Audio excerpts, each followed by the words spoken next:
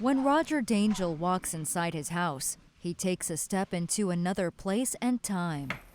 Welcome to the Oval Office. He's been collecting historical artifacts for more than 20 years. The room is now flanked by history-making documents signed by the most famous men in American history, the men that made a country.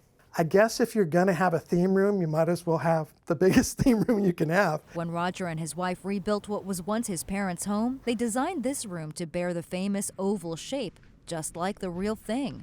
It's a functional desk, it's a functional office. I use it all the time. And the size of the desk was also taken into consideration, a replica of the Resolute Desk, originally a gift from Queen Victoria to then-President Rutherford B. Hayes and used by many American presidents. The most famous one, of course, is John F. Kennedy with John, coming out of the little door in the front, and this one has that same door in the front that you could open up as well. But beyond the wainscoting, scalloped doorway molds, and other small, thoughtful details, this room holds treasures that transcend time, like this Lieutenant Colonel's Union uniform worn during the Civil War, with a small handwritten clue as to the person who wore it. This was found actually in the pocket, and it does say that it did belong to Elijah Hunt Rhodes of Rhode Island, and that's kind of cool. This is Alexander Hamilton's signature. With a little taste of how they settled things back then.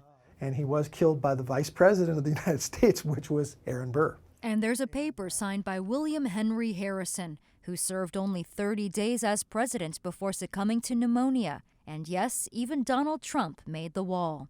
I'm kind of an equal opportunity presidential collector, as I have every president to date except for Joe Biden, which is so new right now that I don't have a presidential document from him because he's still in office. While these unique items remind us of the important events in history that have shaped the country, some smaller pieces give us a glimpse of the personalities behind the decision-makers of yesteryear. Doodles. These are original sketches by Ronald Reagan when he was doodling as governor. And while this original doodle sits casually on this desk in La Jolla, the Reagan Library sells copies for museum visitors. That's just so small and so unique because nobody really has those. Do you see which way the head is pointed? The head is always pointed to the olive branches with the exception of one president.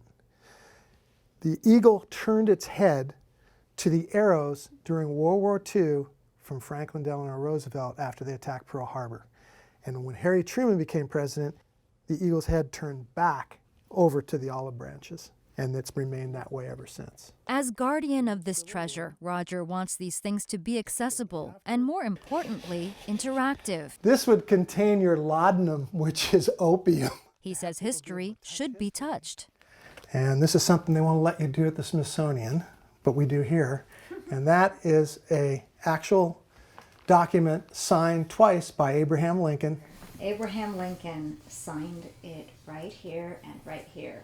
August 17th, 1863. And less than 2 years later, these glasses were reportedly found at Ford's Theater the night that Abraham Lincoln was shot and was dropped by a patron there, a captain. If these glasses could only talk, they could tell a story. And it is the story behind the land deed, the pardon, the court-martial, or even the Civil War bullets lodged in a piece of wood that draws Roger to these items. I'm just holding this piece of history in my hand for a short period of time until it can be passed on to someone else. And for lovers of history, these are reminders of how far we have come and how far we have yet to go.